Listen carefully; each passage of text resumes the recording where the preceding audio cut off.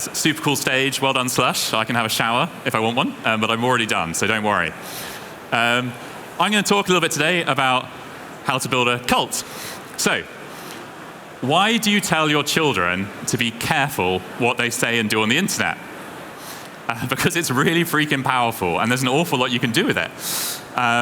It just so turns out that it's a great place to build a cult for your company. Disclaimer, please build a cult for your company, not for nefarious purposes or evil. They don't seem like a good idea. I'm going to tell you a little bit about posthog, first of all, or why I'm here. We're a company that helps other software teams debug their code, ship features faster, and get kind of all their customer data into one stack. And it's going pretty well. Like, we've got around 300,000 companies using our products. Our last valuation, like a few months back, was $1.4 billion. We're tripling each year. New products coming out all the time. Everything seems terribly impressive. And we look and are quite dominant in our part of the market and our space. However, I want to let you in on a little secret. Every single product that we build, and we have 16 of them at the moment, starts out worse than literally all of our competitors' products, which is probably something I shouldn't be telling you.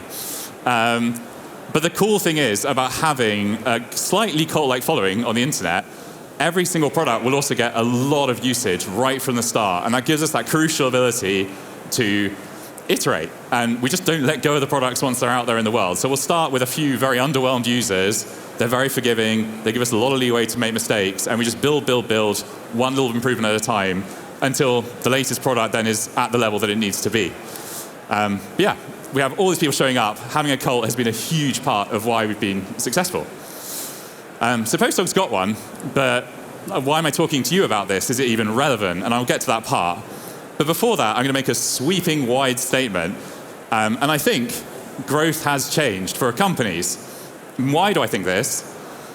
I think because software has changed completely in the last year or two. And it seems wild when you really think about it, that if like the whole of how software is being built, that there wouldn't be a big impact on go-to-market. And I think there's a huge amount of focus on like very cool vibe coding products and so on. And so I specifically wanted to talk about not vibe coding products and to talk about how that affects and the implications on go-to-market. And here are the implications, in my opinion. We've got the world before and the world after. Before, building software was really slow, if you think about it. Even building a to-do list, you could spend months and months trying to get something out of the door to a good standard. Software before was simple, deterministic logic. It's black or white, yes or no. It works or it doesn't. If you can imagine it in your head and it's simplistic, you can just go build it. There's not that much kind of technical risk. And the expectation of software is basically a bunch of buttons and forms that you can click and type into. And third, software's been competitive. It's not like there's been no competition. But there hasn't been a ton of competitors. Like if you think about your favorite software products you may be using, there'll be a few competitors, but there wouldn't be like dozens or hundreds of them. Post-AI, that stuff is changing. Building software is an order of magnitude faster than it's ever been, especially at the startup earlier stages. The expectation of users is wildly changed. You now expect what looks like magic from the things you are buying. Like it's no longer enough for software to just like contain your customer data in a CRM. It's got to like do sales for you. It's got to get you out of bed in the morning, give you a back massage. Like that, like magic is the new thing that people want. And software has become fiercely competitive because it is so quick to build. There is less and less of a barrier to entry. Less technical people can build much better than they ever could before. More technical people can build even faster than they could before. It's absolute chaos. What does more competition actually mean? This is a flat white. Has anyone here not drunk a flat white before? Okay, not very many people, and I would love to understand why. You should try one. Back in the 1980s, if I'd asked that question, probably no one would have had a flat white before. There was a single cafe, it was either in Australia or New Zealand, it's hotly contested, that offered these. But cafes are a really competitive business, and it turns out this drink was so popular that now it's a must-have item in any good cafe. Competition has simply means now that you can therefore find a flat white in any cafe worldwide lucky enough to have a good espresso machine. just like coffee, every company with a lot of competition can start to kind of look the same. It's so quick, and so I'm going to give an example. These are AI note-taking apps, I hope. Like, we quickly pull these together. It's not a bad thing there is competition either. Like, you shouldn't be afraid of this. It just means that it's really, really much more important than it has been before to stand out from other businesses because there are more of them. It's probably a good thing if you're building in a competitive industry because there's demand, but the challenge shifts towards standing out. I'm going to give you another example of how this can even change. So this is a Swiss watch. Pretty fancy. Back in the and the Swiss have been building these for hundreds of years, as everyone knows, and kind of really perfecting this as an art form. But back in the 1970s, the world of watches was turned upside down. A tiny little Japanese company called Seiko released the first quartz watch. It was cheaper, it was simpler, and it was more accurate than anything the Swiss had ever made before. I hope there's no one Swiss watching. Overnight, the craft that the Swiss had been perfecting for centuries, in theory, became redundant. Like, they're just much more expensive and worse on paper. Every country could now make a watch that would keep perfect time. So the Swiss had to change something to stand out in this more competitive marketplace. They stopped selling accuracy. Swiss watch ads were all about accuracy in the early days before Seiko came along. And they shifted to kind of brand and belief. They're all about heritage, craftsmanship, the feeling of owning something made by human hands. And they've been, like, judging from TikTok at least, a lot of people are buying very expensive watches still, just for different reasons than before. So, when there is more competition, people are starting to care about your software's brand more than ever before. One of the implications I think is really important in go-to-market when you're selling a product is self-interested companies will lose in this environment. The advice when you come to price a product historically has really been about pricing to value, which is kind of code for charge as much as you can get away with. If you charge more of the value than you're offering, you're not going to get the deal done. If you charge less than the value offering, you could have charged more. That is a self-interested way to think about the way you price a product. That used to work. That used to be the correct pricing strategy for the majority of the world's software companies. But you can't lazily default into some of these best practices that used to exist. They're no longer the best practice because of the level of competition being so much higher. Okay, tech conference, but we're going to go back in time. This map is from, wish me luck pronouncing this, the Theatrum Orbis Terrarum. This is a famous collection of maps from the 1570s.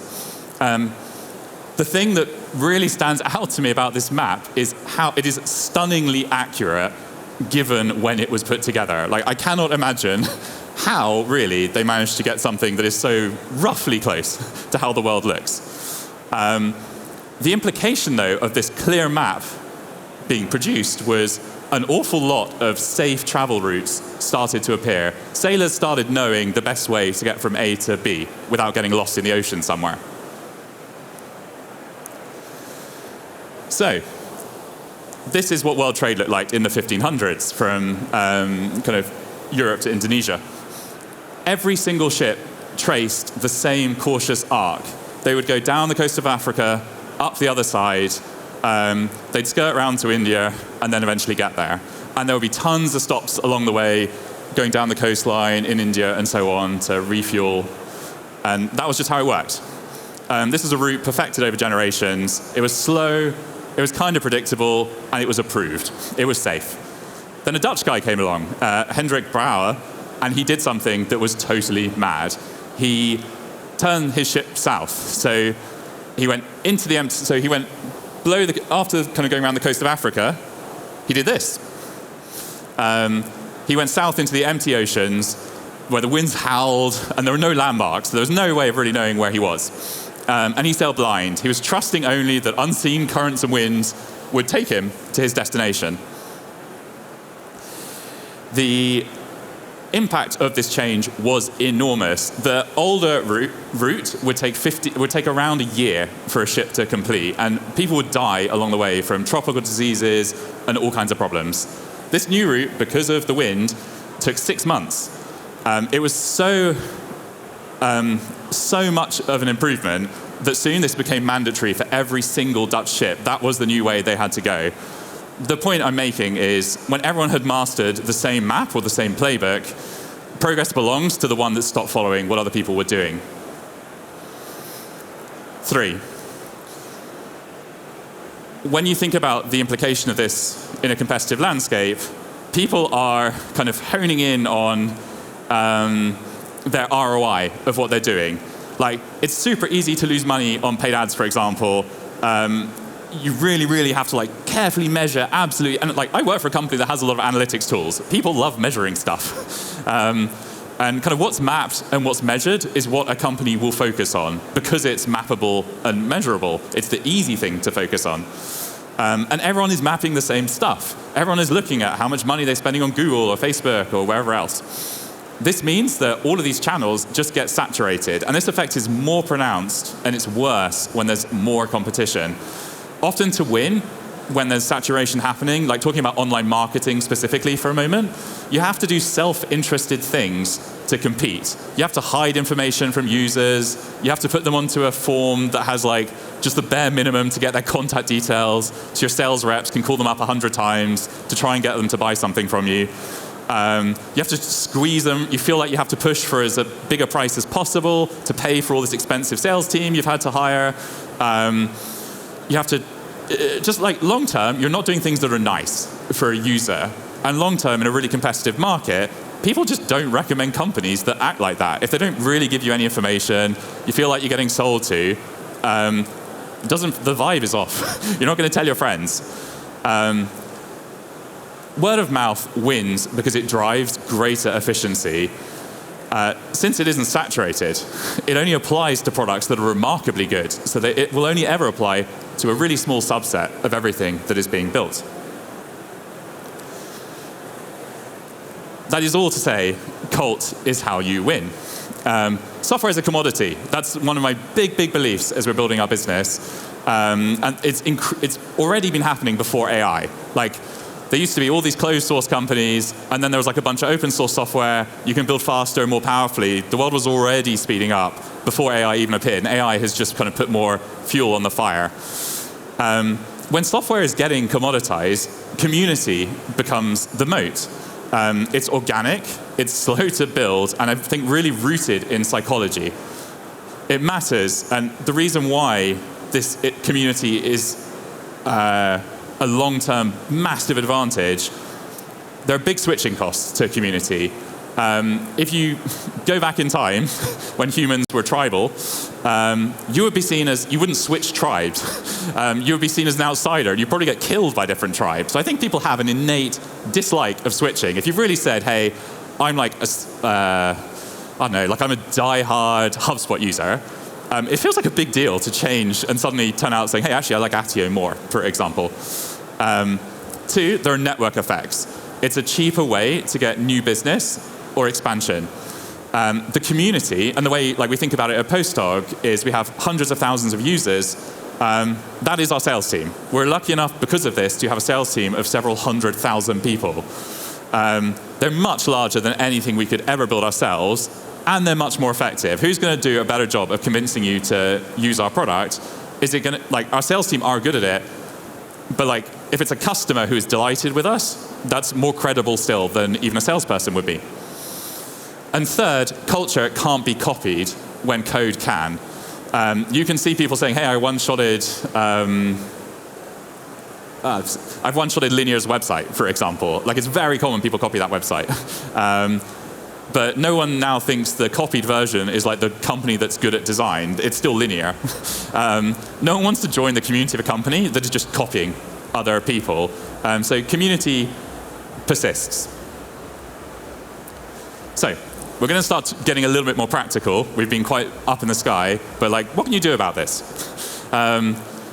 First is a mindset. Cults are an operating system. They're super wide. They're not just like one thing.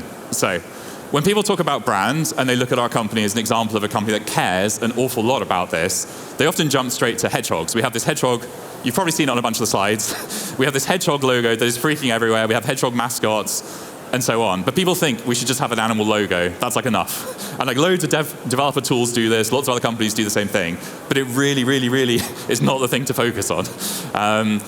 You create a sense of cult from everything you do. Anything that affects your users at any point in their journey is another touch point to build a cult-like following for your business.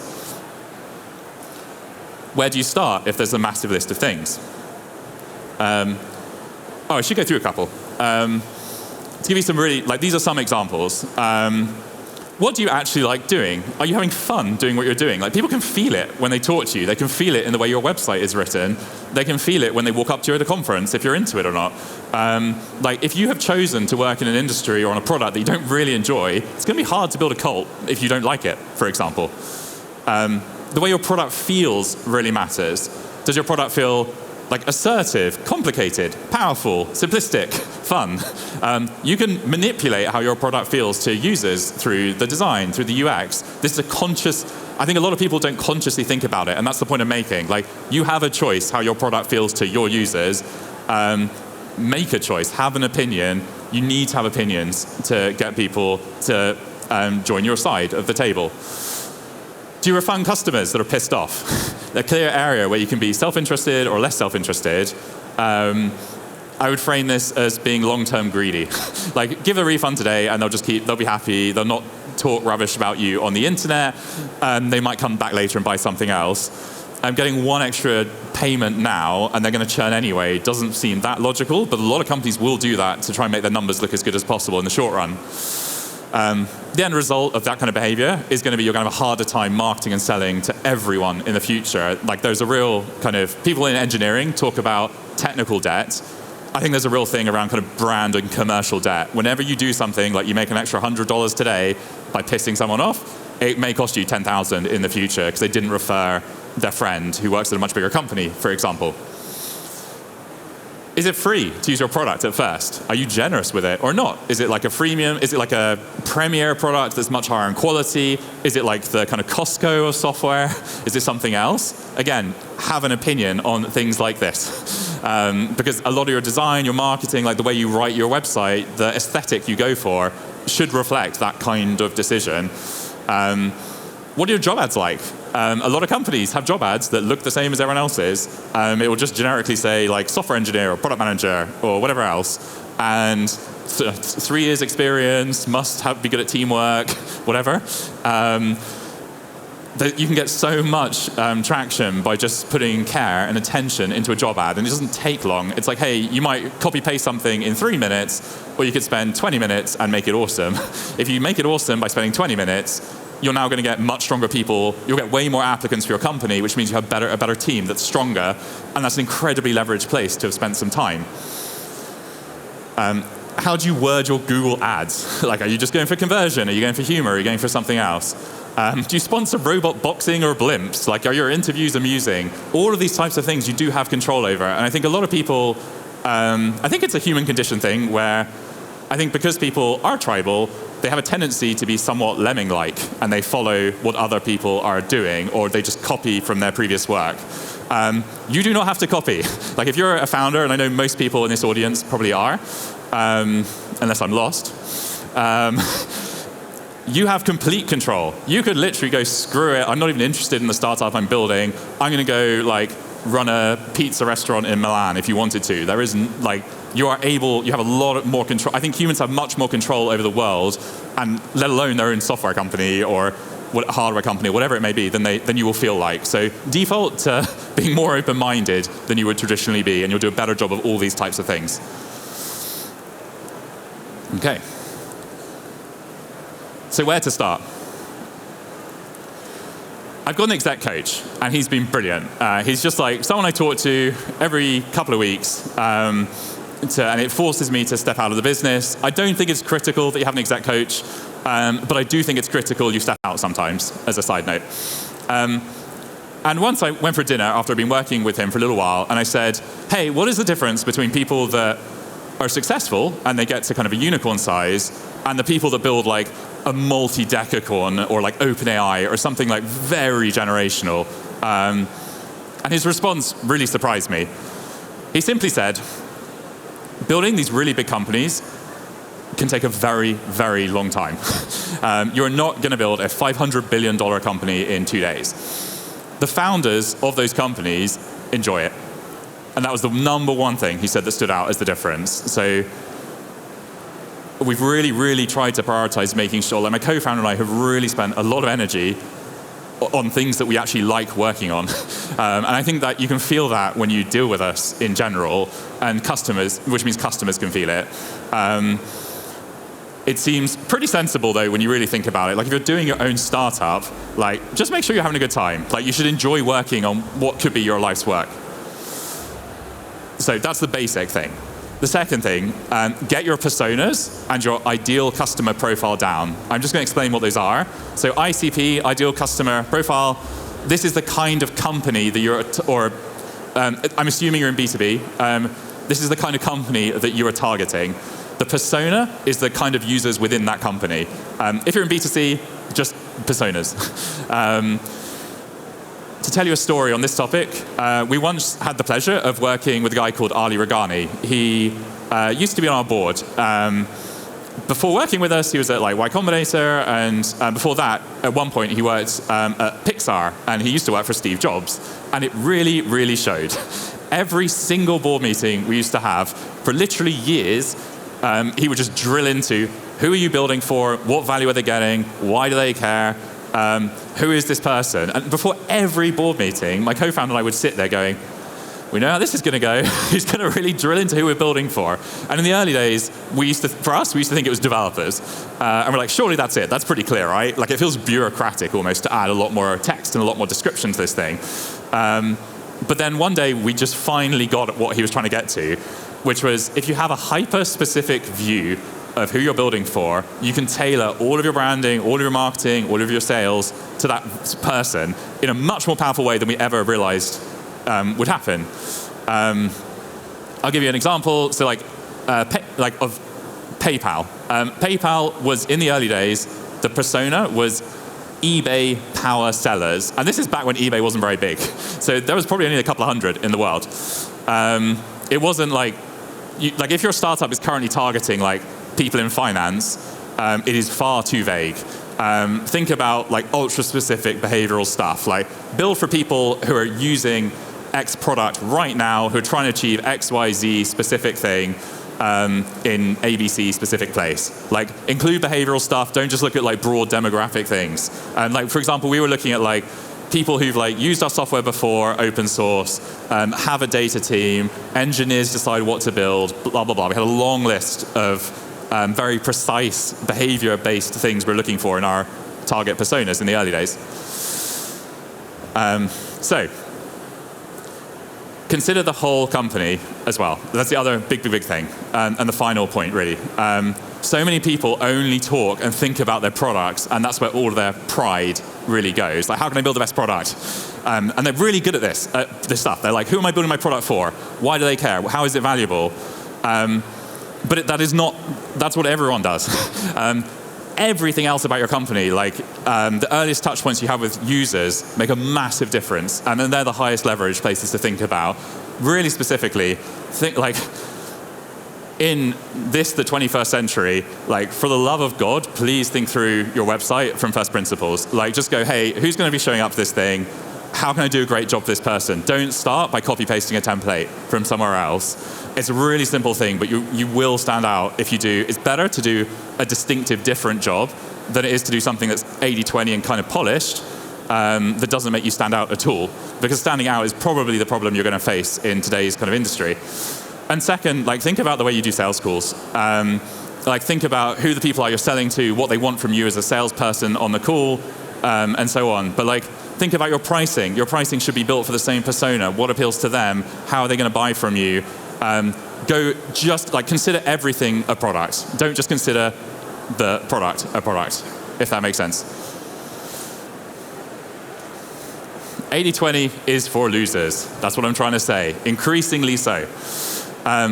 before you have users, so to be really, really clear, before you've got any users, and if you're in the state where like I haven't even got the MVP built yet, you need to 80/20 an awful lot of things. But you absolutely should not 80/20 every single thing. You will need something that will get people to want to try your thing. That could just be the product, but it could be something else. It could be the same product as everyone else, but you've marketed it entirely differently, for example. Once you've got users, stop 80/20ing as many things as you can. You need to prioritize, clearly, but your attitude should be, how can we be literally the best company in the world at this one specific thing for this one specific user? Make it the best freaking experience you can possibly achieve, and you have to go all in. You should be so all in for your persona that you actively piss off personas that don't, or customers that don't fit who you're targeting. It is far easier to market or sell something that is remarkable. So go make something remarkable. I think a lot of people talk about, hey, you should focus on distribution. I think the reality is, if you consider the whole company a product, if the product is remarkable, like it's much easier to not have a distribution problem. So please focus on some core that is special. If you create a remarkable experience, everything else feels extremely easy. So to sum the whole lot up, like if you can do one thing from this, do one extra revision, go one step further than you had to on that thing that matters, go make it that bit better than anyone else bothered, and you'll get an outsized return. All of the, like if you care about brand and you believe in this stuff, all of the return is usually from the last percentage point of effort. It's not the 80/20 rule. Thank you very much. Cool.